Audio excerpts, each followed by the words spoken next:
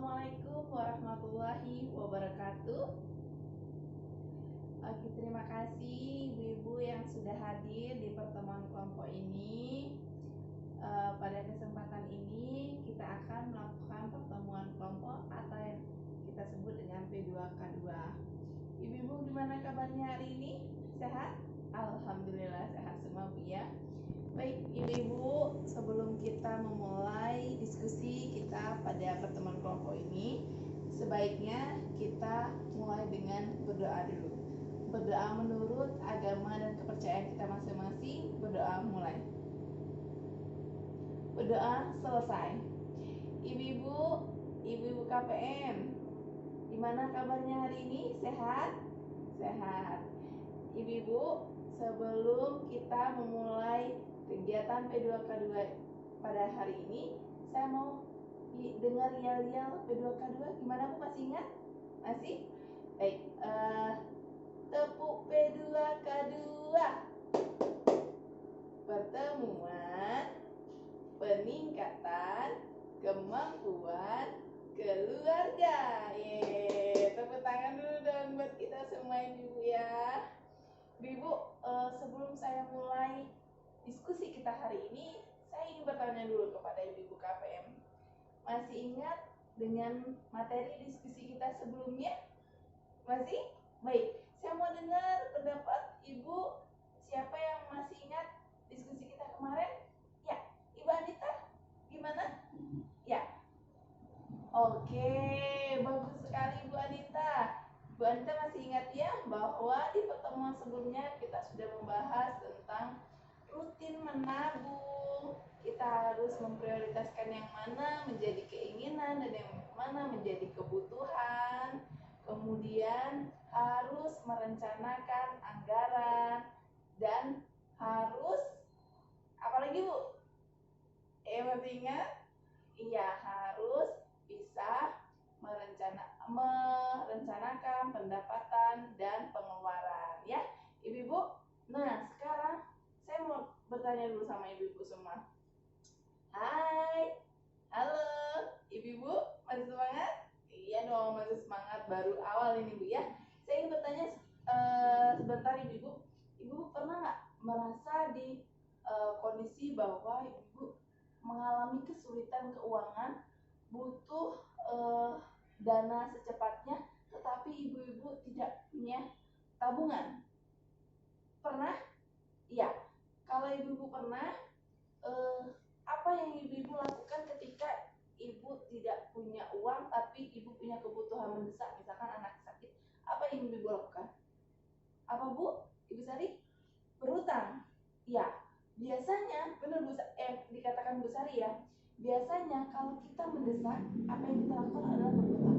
Nah, ibu-ibu, apakah ibu-ibu sudah tahu di mana tempat yang paling sedikit atau paling bagus untuk berhutang? Jadi, ibu-ibu, sebelum kita berhutang, kita harus merencanakan di mana tempat kita berhutang. Nah, pada kesempatan ini, ibu-ibu, kita akan berdiskusi tentang memilih tempat berhutang. Oke, ibu-ibu, di depan ini saya sudah punya flip chart. Saya minta untuk Ibu Dewi, ya, Ibu Dewi membacakan flip chart ini tentang tempat tempat meminjam. Di sini ada di mana saja Bu sumbernya? Ada di tempat apa Bu? Ya, saudara, rentenir, kelompok simpanan, kemudian apalagi Bu? Koperasi dan bank pasar. Nah, ibu-ibu, setiap tempat peminjaman itu pasti punya kelebihan dan kekurangan, baik dari itu perorangan ataupun lembaga.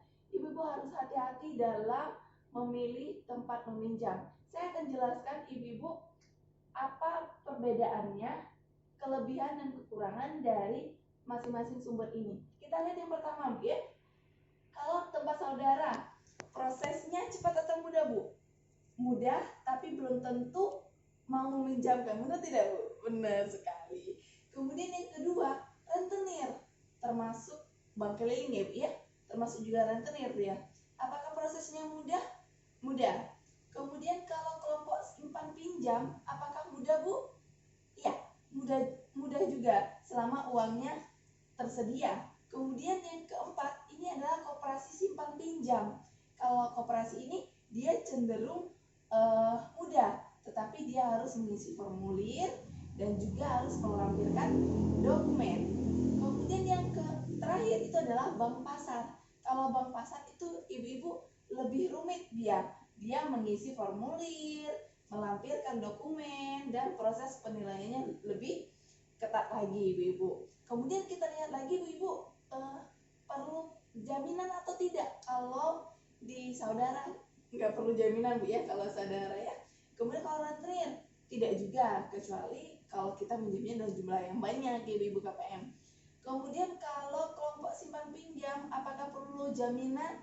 Tidak juga. Sedangkan untuk koperasi dan bank pasar dia memerlukan jaminan, biasanya itu sertifikat atau sertifikat motor juga, ibu itu perlu jaminan dia. Kemudian kalau saudara ada batasan maksimal pinjaman nggak sih Bu? Iya sih ada Bu ya, tapi tergantung kemampuan pemberi hutang. Lalu kalau rentenir ada batas maksimalnya Bu? Tidak juga. Kemudian untuk kelompok simpan pinjam, koperasi dan bank dia punya batas maksimal pinjaman ibu-ibu. Kemudian kita lihat untuk bunganya Bu. Kalau untuk saudara biasanya itu rendah atau tidak ada bunganya ya. Kalau rentenir itu bunganya tinggi sekali. Kemudian untuk kelompok simpan pinjam itu cenderung rendah. Sedangkan untuk koperasi itu cenderung rendah, dan kalau bank pasar itu tinggi bunganya. Kemudian kita lihat lagi Bu, cara pengembaliannya. Kita lihat ya, kita benar dulu flipchartnya. Periode atau cara pengemendalian. Di sini kita lihat kalau saudara itu bisa disesuaikan sesuai dengan perjanjian ibu ya. Kemudian untuk rentenir itu tidak harus sesuai dengan ketentuan, jadi sesuai dengan perjanjian ya. Kemudian kelompok simpan pinjam itu bisa disesuaikan. Kemudian koperasi dan bank pasar itu tidak harus sesuai dengan ketentuan yang sudah disepakati. Nah ibu-ibu dari sini ibu-ibu bisa lihat kelebihan dan kekurangan dari masing-masing tempat meminjam. Lalu yang harus ibu perhatikan adalah jangan sampai ibu-ibu KPM meminjam dari rentenir. Karena kalau meminjam dari rentenir ini resikonya sangat besar sekali.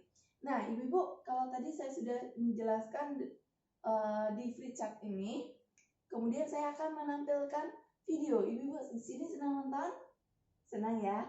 Nah, saya akan menampilkan video di sini. Ibu-ibu silakan menonton videonya. Sebentar ya Bu ya. Nah, kita nonton film terlebih dahulu ibu-ibu.